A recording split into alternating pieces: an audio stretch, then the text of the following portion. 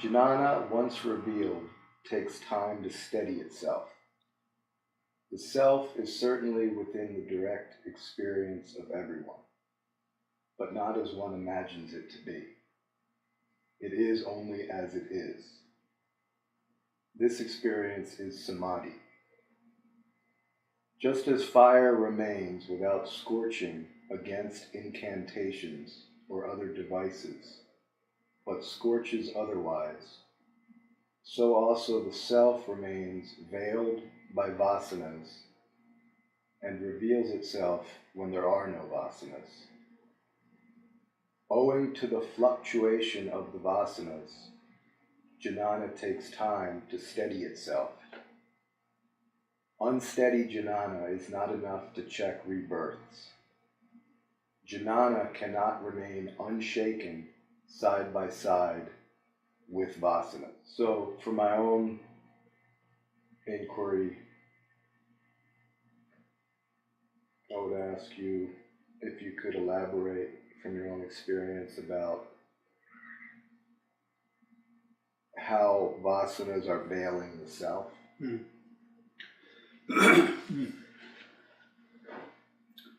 Well, he covered a lot of ground in those few sentences. And one thing we want to bear in mind when we read from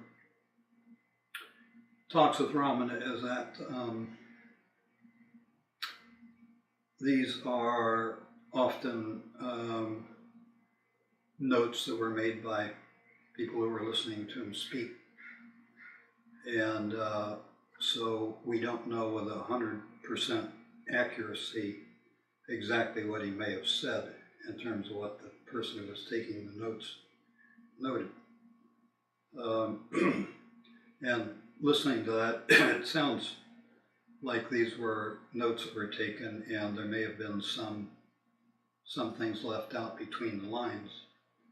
But given what's there, the word vasanas would translate for us as conditioning.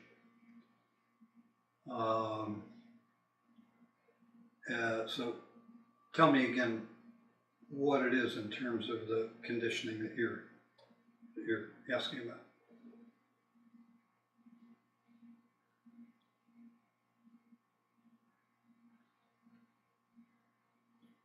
Yeah, I translate that word as mental tendencies, and I don't know if that's any different than conditioning.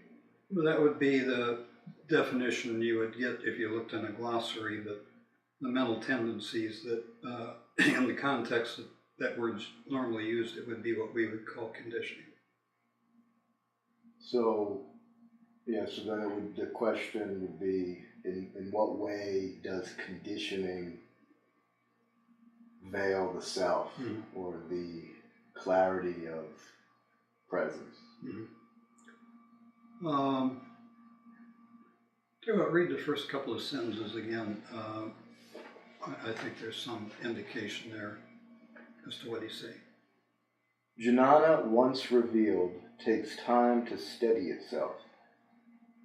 The self is certainly within the direct experience of everyone, but not as one imagines it to be. It is only as it is. This experience is samadhi.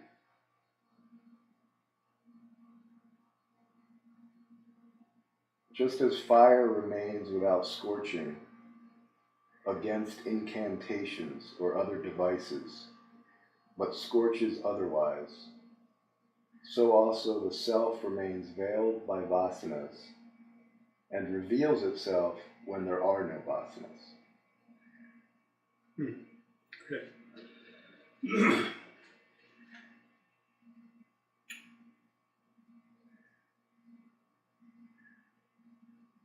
Essentially,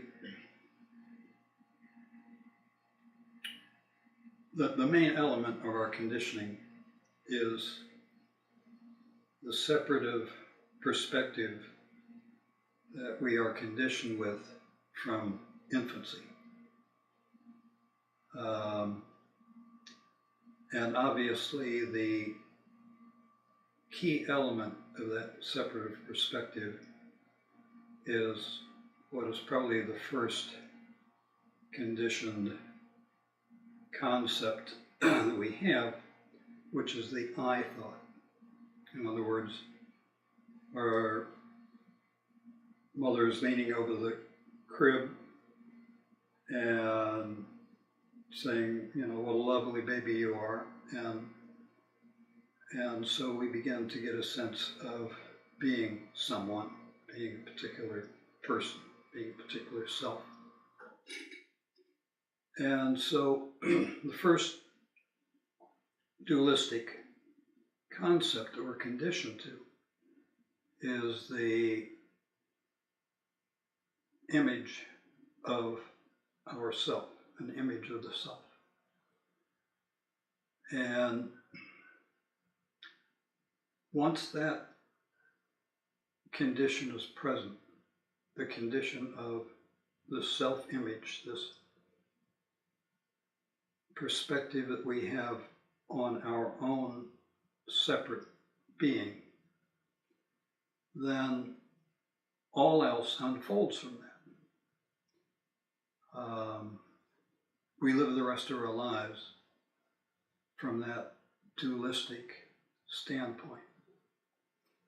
There is an I, and there's all other that is not I.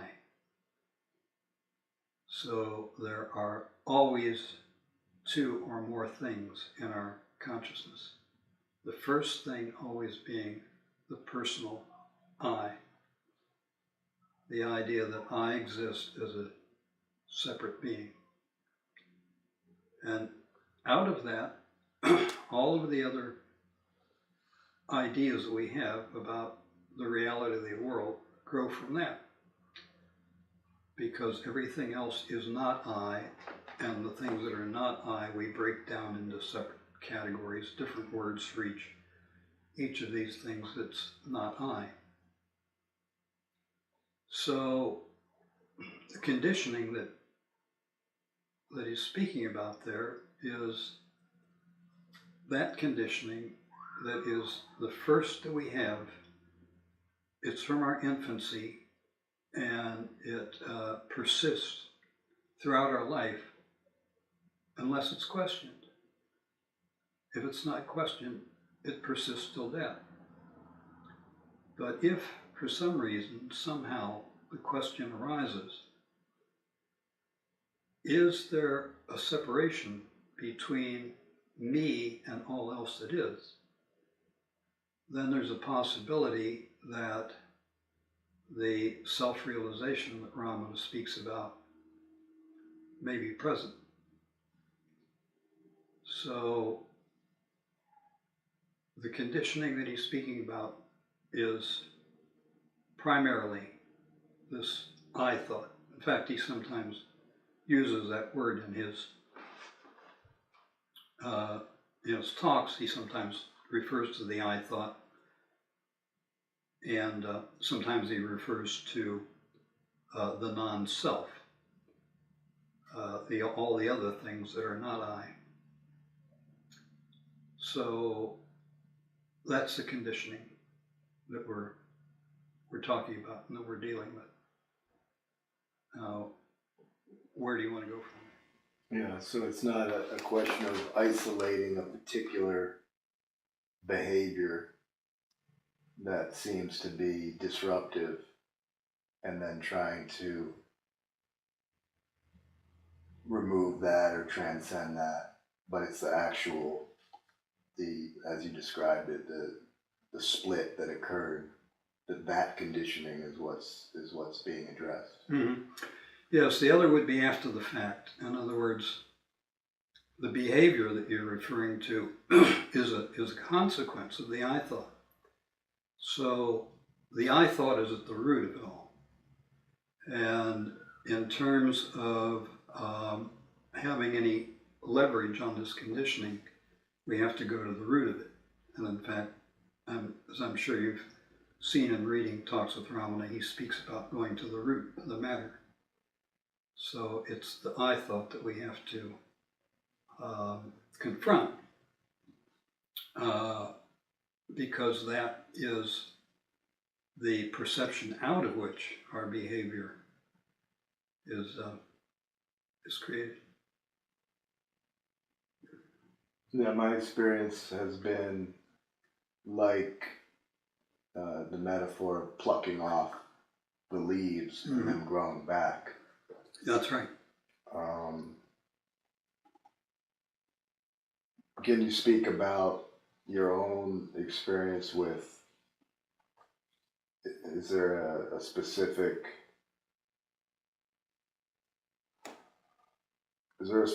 point that you would reference that you went to the root and that work of uprooting the I-thought was completed?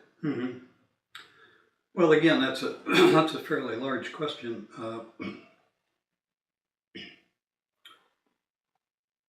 One of the things that was really pivotal for me was in reading Krishnamurti. One of the things that he sometimes said was, where there is division, there's conflict. Sometimes he said it the other way, reversed it and said, where there's conflict, there's division. And I looked in my own life and I could see that indeed, wherever there was division that I could perceive, there was conflict. And in fact, I could look at any conflict in my life and see that at the root of that conflict, there was something separative, something divisive in my perception. And in fact, I could look around the world and I could see that wherever there was conflict, there was division, or wherever there was division, there was conflict. So this was an equation that struck me as true. So as I looked around at my own life, I could see that where there was division, there was conflict, and anywhere in the world where there was conflict, there was division. So it became pretty apparent to me that if conflict was the end, then division had to end. And I assume that would apply to the world, but we have to start at home. So the first place to start ending that division was in this life here.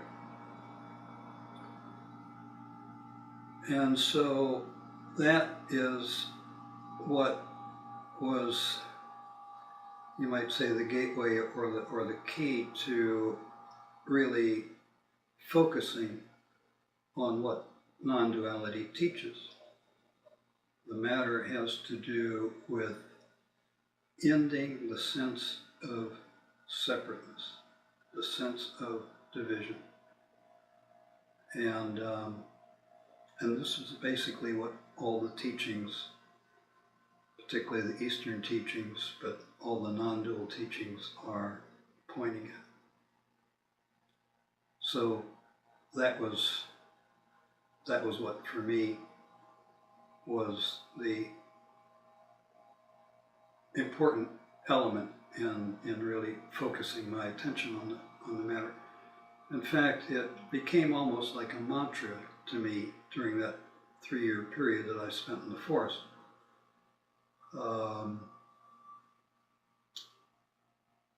Asking myself, whenever I saw conflict arise, particularly within myself, but out in the world as well, where is the separation here? Where is the divisiveness here? What is it that's being seen as apart from some other thing which is creating this conflict? And as I say, that became almost like a mantra in terms of attending to that in awareness.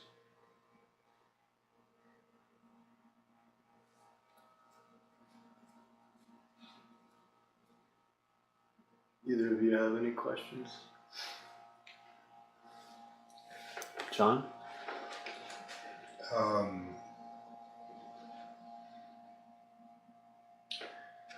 thought about asking, like,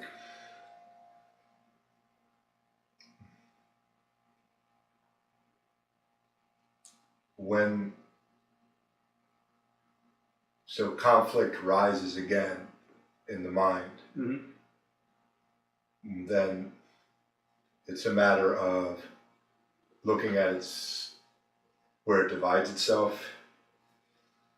Is this how this is approached? So in terms of dealing with the separativeness and the conflict that we notice within, we could deal with that on a case-by-case basis. In other words, each time we see that, we could notice it and attend to it. But what these teachings are telling us is that it's possible to come to a place where it's not a matter of taking it issue by issue, but eliminating the issues.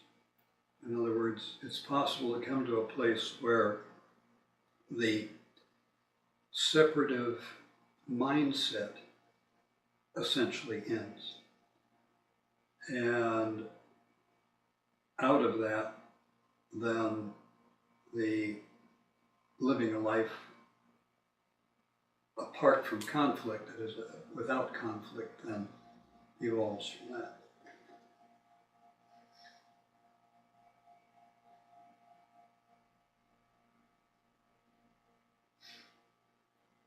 So, and again, so the individual specific case is less relevant than the root. That's right. Of where it rises from. Mm-hmm, exactly. In other words, if you get to the root of the matter, then that resolves it for good. Is the I holding, or is it the belief in the I, or is it something else? Basically, you could say a belief in the I, because essentially what non-duality is teaching is transcendence of self-image, transcendence of belief in the I, transcendence of the view that this organism is something separate from all else that is, that I am a separate person or individual. That's the essence of what these teachings are saying, coming to a place where that notion has been resolved. I have a question that dovetails right into that.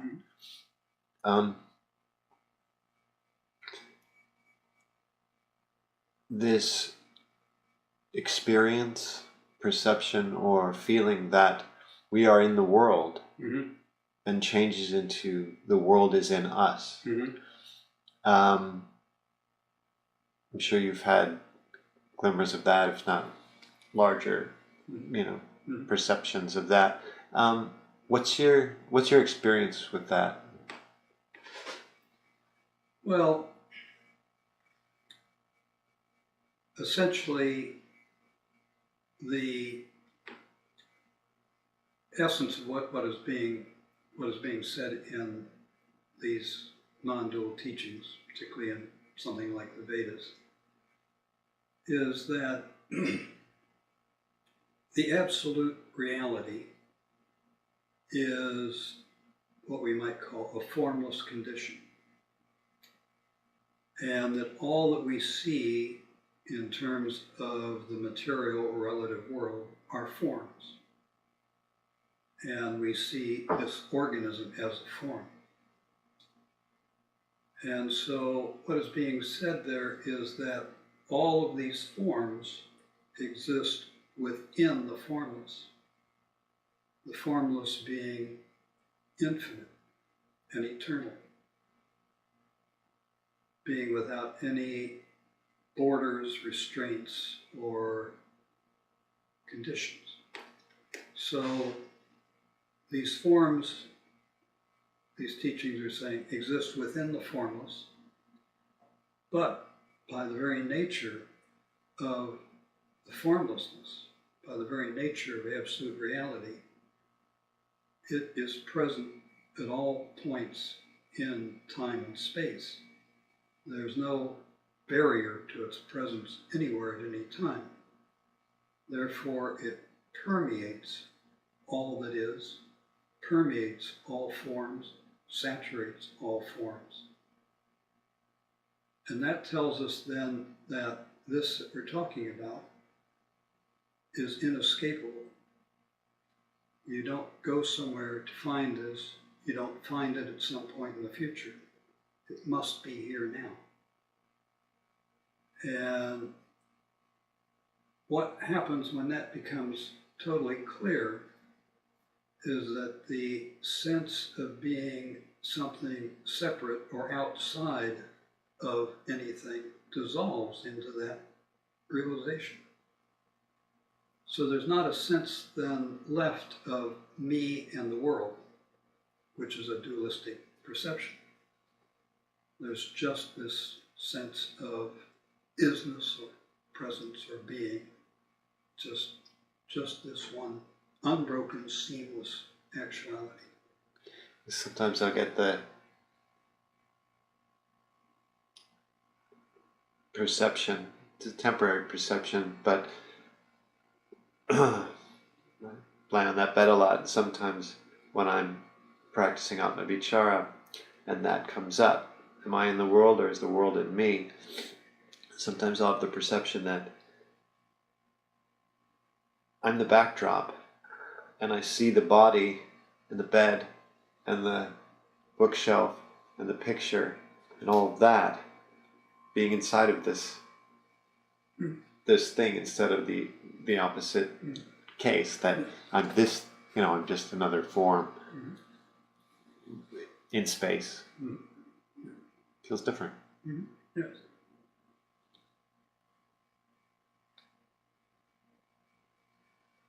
So you say you spent the 3 years in the forest. Was that with the sole aim to go to this route and to attend to that basic conditioning? Yes. Yes, there came a point in my life when I recognized that anything that I continued to do in that present frame of mind would be operating out of confusion.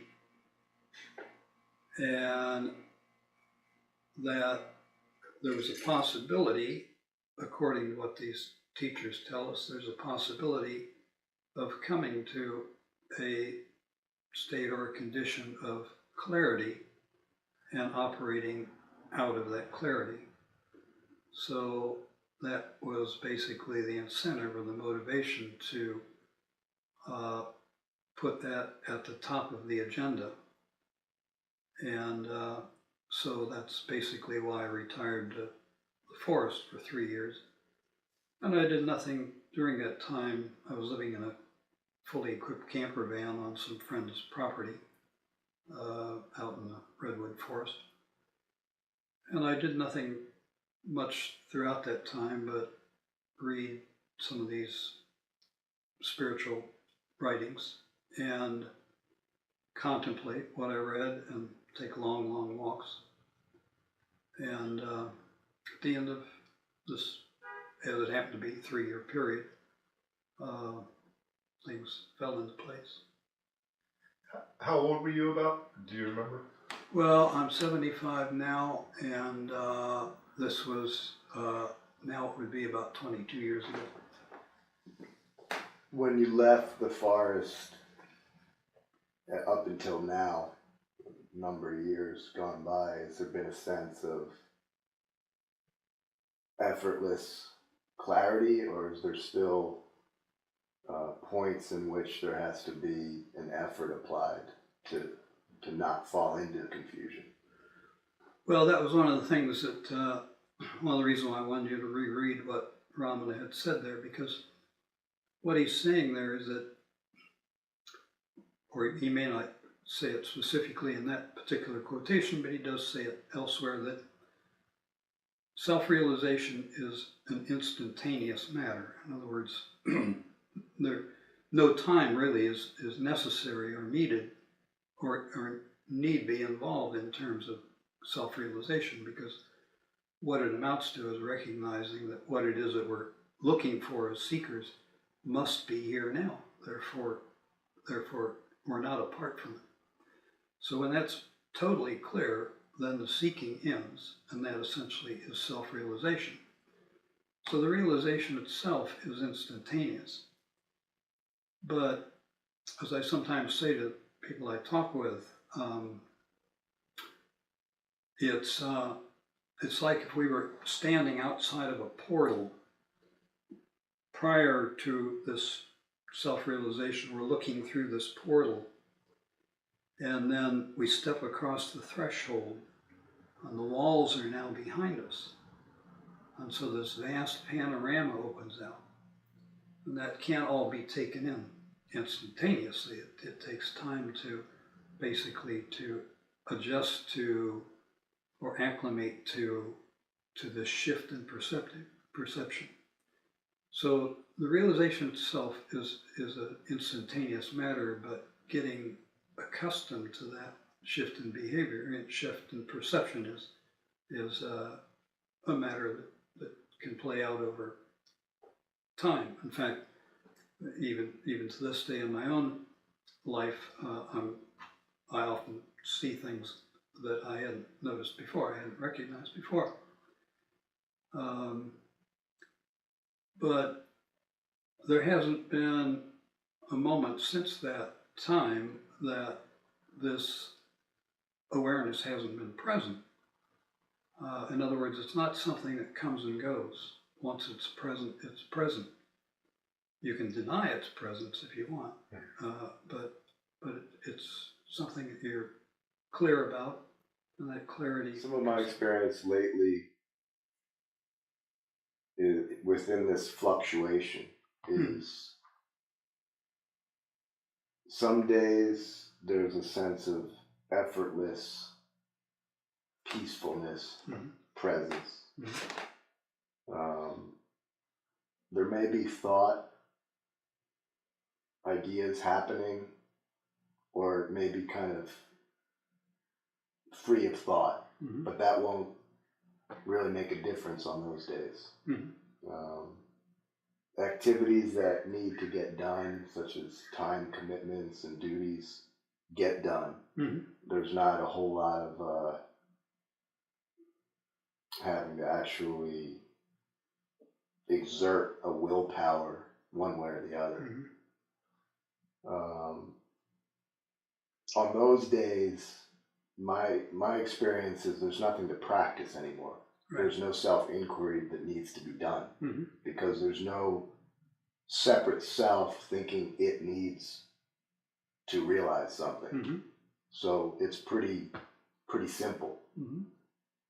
Then the next day, there'll be a sense of either an emotional experience that's reminiscent of an old behavior or conditioning from childhood that will grab the attention, and at that point I either make an effort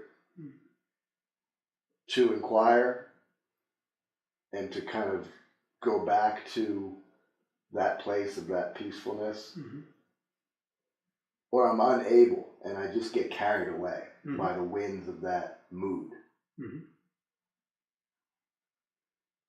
So that's the fluctuation that, if I'm looking at day by day, I experience. And for me, I can only ever approach this from the day I'm in, and then the moment that I'm in, where there can be a sense of being moved to make more of an effort. But it doesn't leave me with a sense of, to say, the root I-thought has been plucked out. Yes. And that there's no way for the I-thought to come back.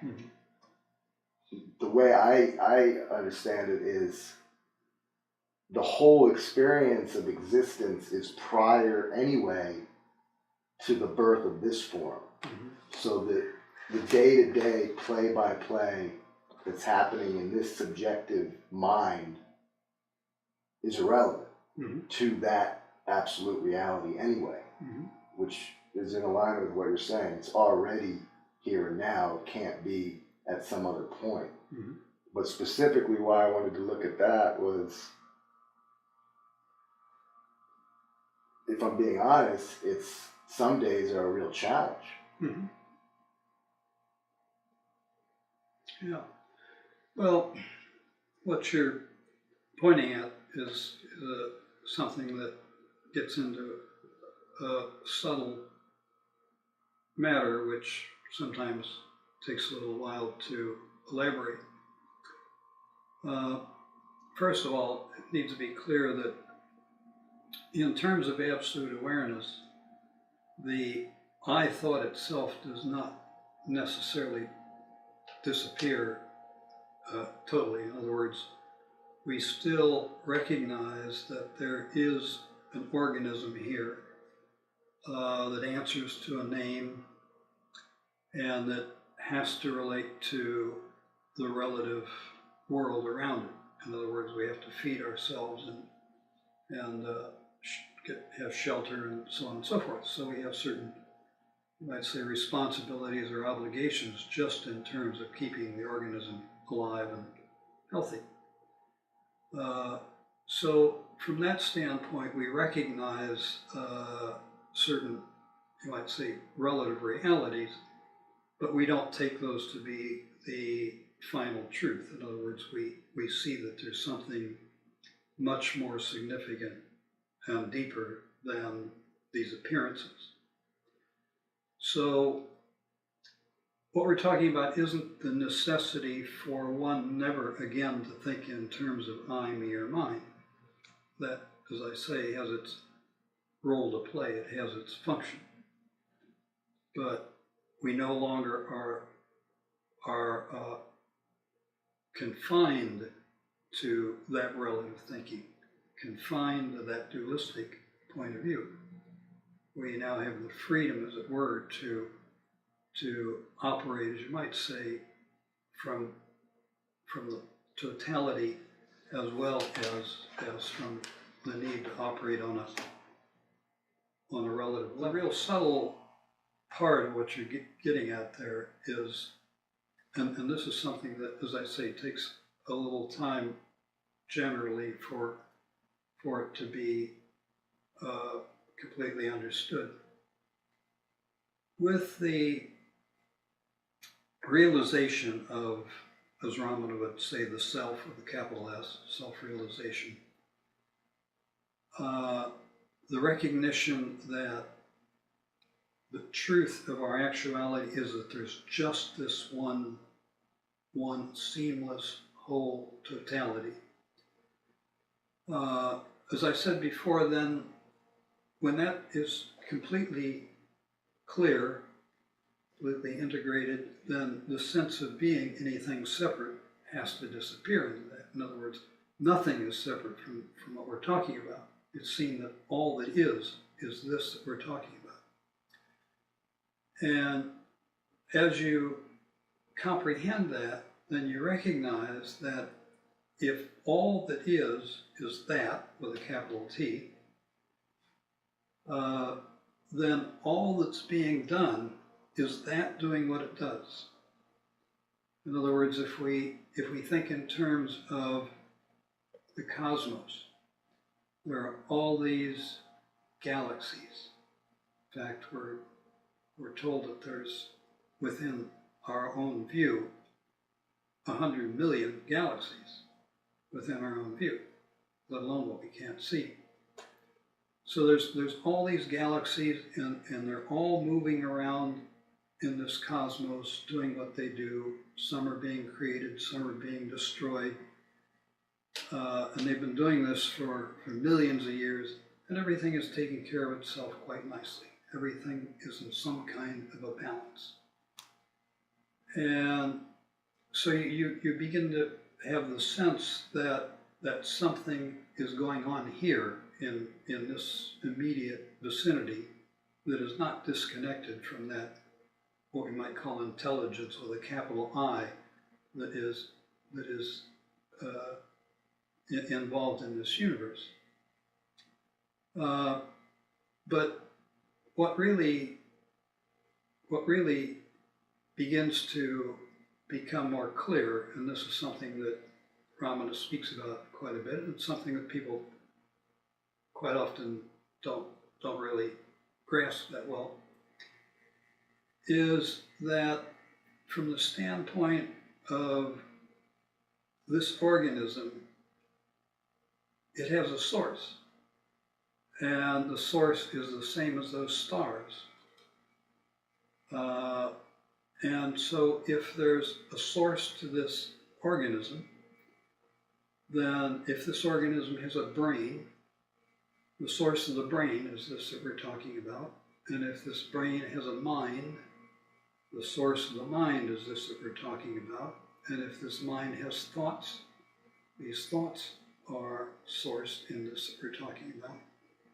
And whatever actions grow out of those thoughts is, again, as I said, that doing what it does. This is the realization. All that is done by this organism, all that's said, thought, and felt is that doing what it does. That's the sense that one comes to. And one comes to more or less an emptiness in terms of who it is thought it is here doing what.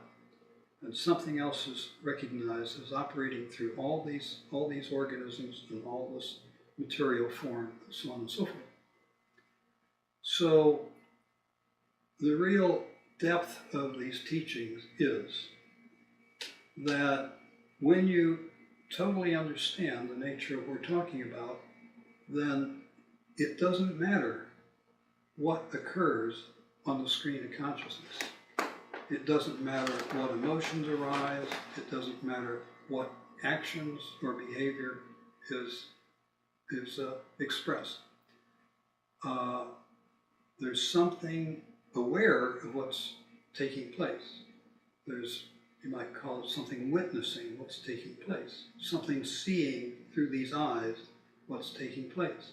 But that which is witnessing, that which is aware of what's taking place, could care less about what's taking place. That has no interest or stake in what's being taken place. Something's taking place and something is aware of what's taking place. And that which is aware of what's taking place is unconcerned for what's taking place. So, from our conditioned perspective, because we've been essentially trained to do so, we take what appears on the screen of consciousness seriously in terms of its consequences, its effects, its causes, and so on and so forth. In other words, we are analytical in terms of what we see this organism doing, saying, or thinking.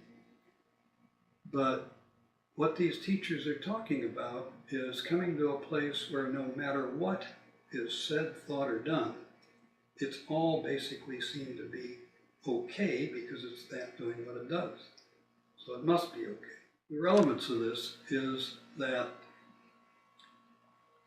there are no states or conditions that are preferable to other states or conditions.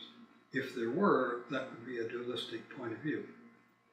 Whatever the current state or condition is, that is what it is. That is as it should be. In fact, he says something about it is what it is.